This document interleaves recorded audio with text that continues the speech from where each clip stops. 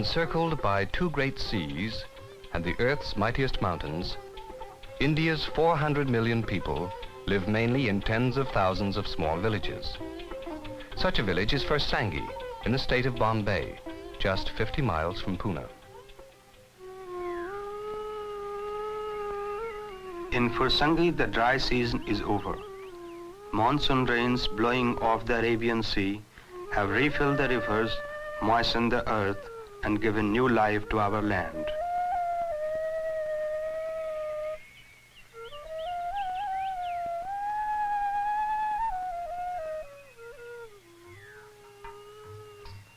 The day begins when the women of the village come to draw water for their cooking and washing needs during the day.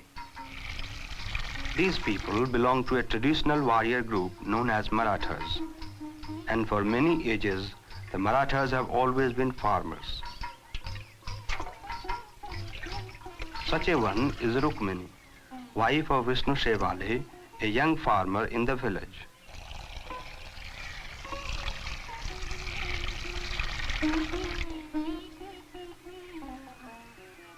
In these parts, it is the women's job to haul water. In some villages, men do this. But, as in all India, women learn from early childhood to carry almost anything upon their heads.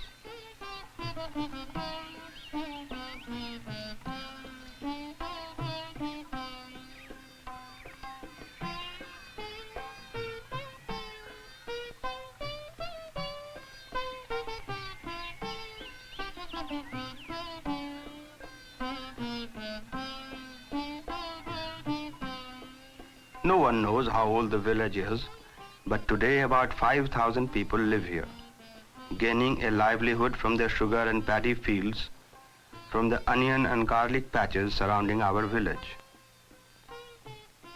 Rukmini's house is made of stone and clay and bears a tiled roof, a sign of moderate prosperity. For in many parts of India, mud and straw-thatched huts are quite common.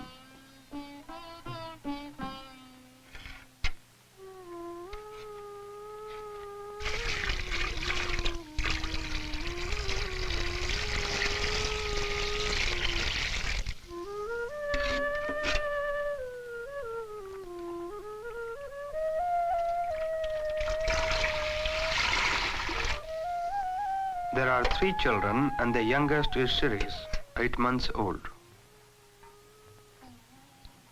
Cow dung gathered from the fields is kindled between 2 walls of clay. In India, fuel is scarce, and the dung can't always be given back to the land as fertilizer. The father takes pride in bathing Dilip, his eldest son. Indeed, from rising in the morning through bathing, eating and household duties, each part of our day proceeds according to established custom. For Vishnu, the husband, washing takes place every morning before breakfast.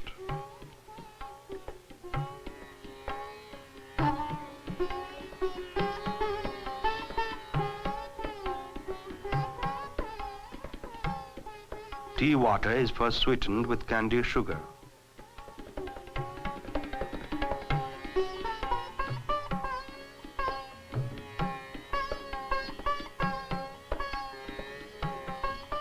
Ranjam loves to decorate herself and imagines she is using kumkum and flowers. And like mothers everywhere, Rukmini gives extra care to her daughter's hair, for daughters everywhere must look beautiful. According to our Hindu custom, father and son generally eat together.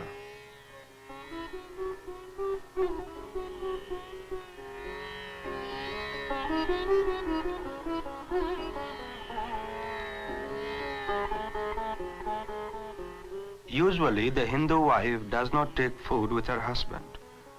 Instead, she takes pride serving the rest of the family first and eats only after they have finished.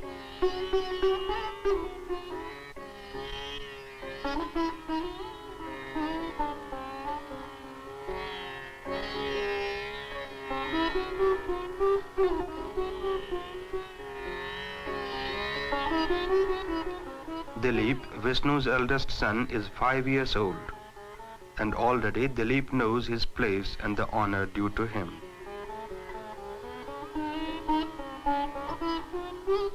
Vishnu prepares to set out for his 6 acres of land on the edge of the village.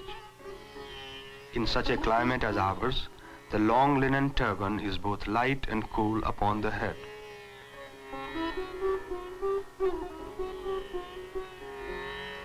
With a paste of scented sandalwood, he marks his brow with the religious mark of the Marathas. To Orthodox Hindus, each man is a member of some caste, and each caste is part of the whole, a complex scale of orders in which every man has his appointed function, his rights and his privileges.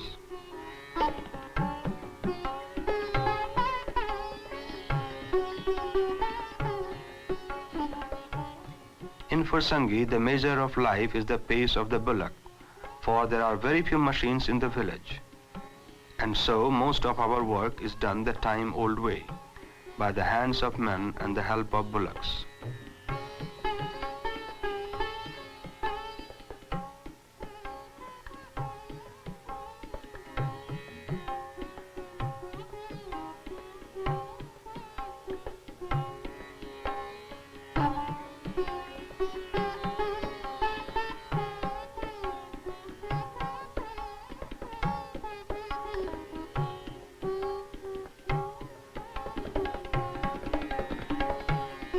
Hindu farmers are deeply devoted to their land, for did not Prajapati, Lord of all creation, entrust it to mankind?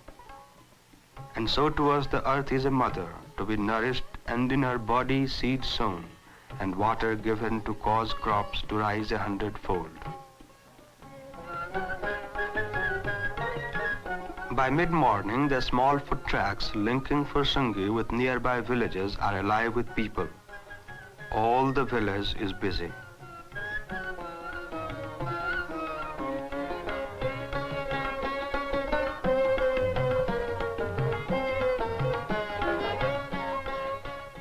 Not everyone goes to work. The very old and the very young just sit in the sun, attracted by every sight and scene that passes.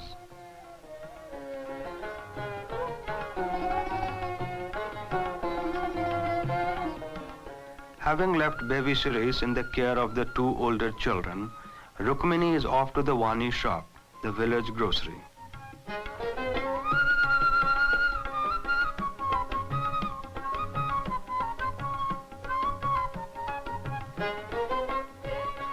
Here there is everything an Indian housewife wants. Cans of barley, rice and dal, gram leaves for curries, ginger spices, fennel and sesame seed. Very little meat is eaten in India. Some dried fish, yes. Perhaps an occasional chicken. But meat is scarce and very expensive. As it is, millions in India barely have enough to live on.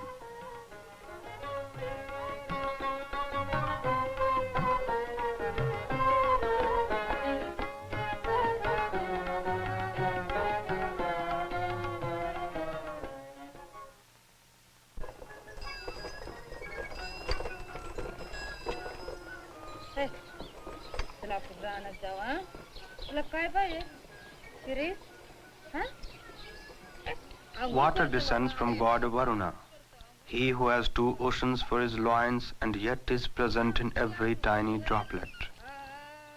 Water is a purifying substance which must flow constantly. It should not remain motionless about the body.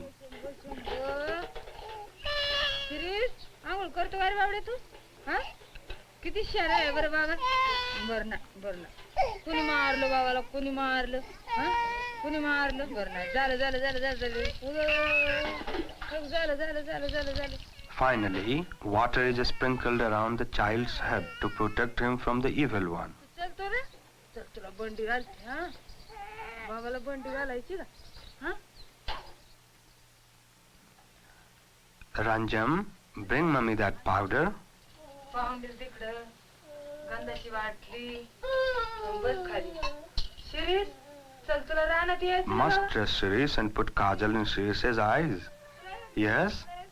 Must put kajal paste around Shiris's eyes. शिरीषला बी न्यायचं आपण हा शिरीष हे चल तू चलतो ना हा तुला काजळ घालायचं बाबा दर काजळ घालते हा Kajal is made from the soot of sesame oil lamp kept burning at the household altar. It is believed to strengthen the child's eyes and keep away all glances the evil one might give him. A dab on the cheek, one on the palm, another on the sole of the foot, and the child is ready for anything. Then with sindoor paste, a tikka mark is made upon his forehead to make him appear even more beautiful.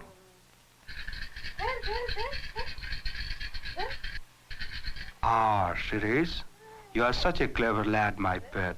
Such a clever lad. Play, Shirish, play.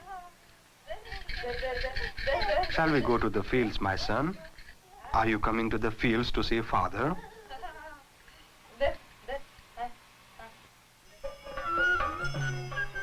At midday, the sun burns from a glaring sky. Young Dilip, his sister Ranjam, and the mother, clasping young Shirish to her waist, the family meal in the basket, set off for Vishnu's fields.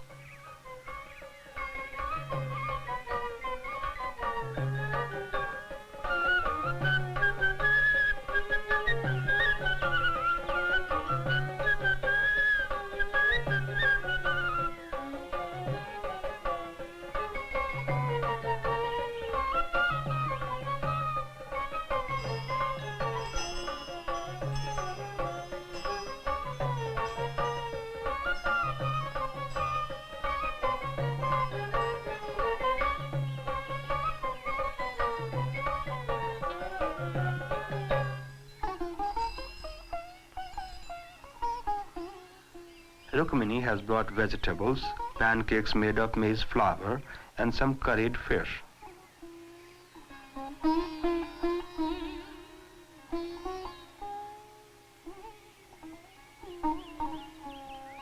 Vishnu sprinkles the food in blessing. They sit according to rank, Dilip next to his father, Ranjam alongside, and Shirish. But where is Shirish? Ah, Shirish rests in the shade of a mango tree.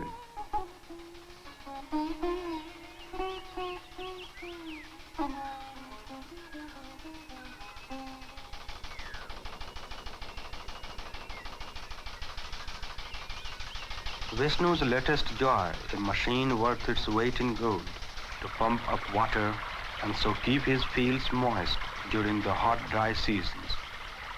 A machine to nourish the tender crops and the great food-bearing palms of coconut, plantain, and date.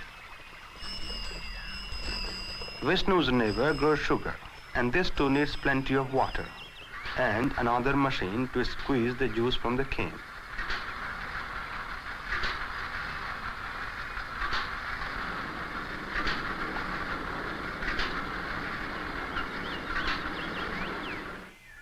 In the afternoon heat, even when there is no plowing to do, the sparrows and parrots must be kept away from the grain crops.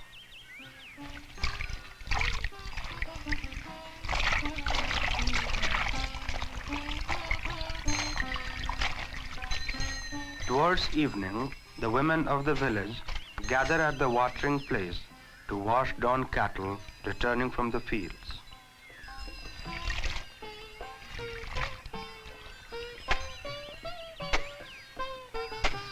Rukmini comes here every afternoon to wash the family's saris and dhotis.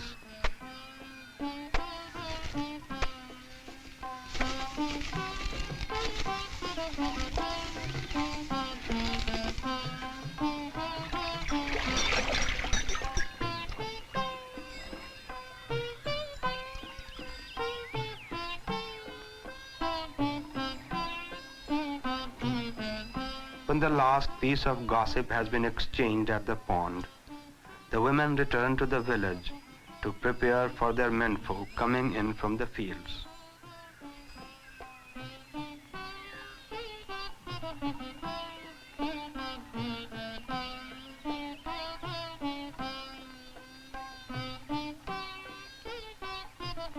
At the end of the day's work, we sometimes visit the temple.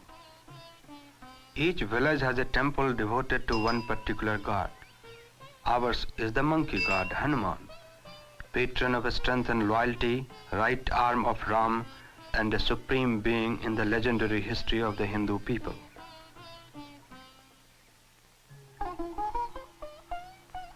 In Rukmini's house there are no windows, and kerosene lamps light the way for cooking the evening meal. A special lamp burning nothing but sesame oil is lit before Ganpati, our household god, as a token offering for passing the day in a good way.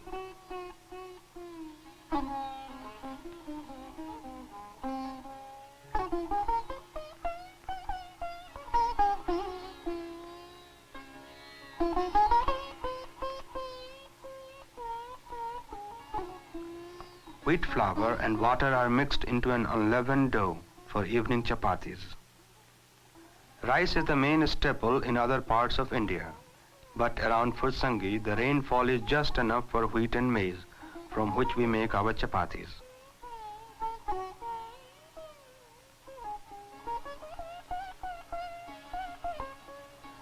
There will be one chapati for each member of the family, except for baby Shiris, who will have his half cup of cow's milk.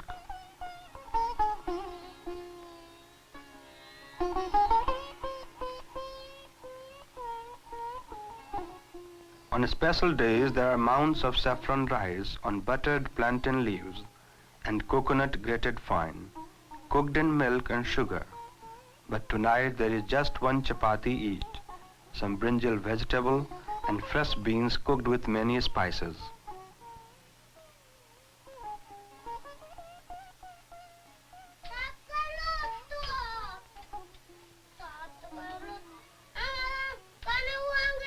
वांग नाही दिलं वांग वाढ त्याला हा बसा अरे पाणी दे ना. Again, Rukmini prepares to withdraw while the others eat.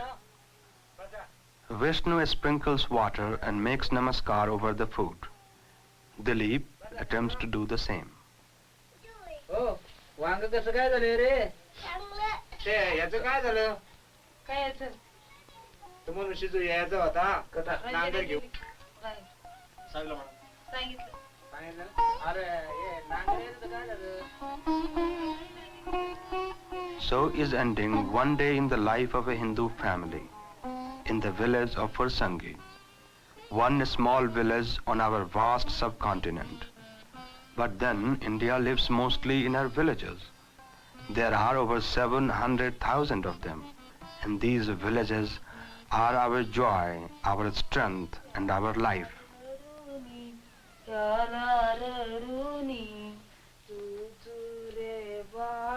The sleep that rests on baby's eyes, where does it come from?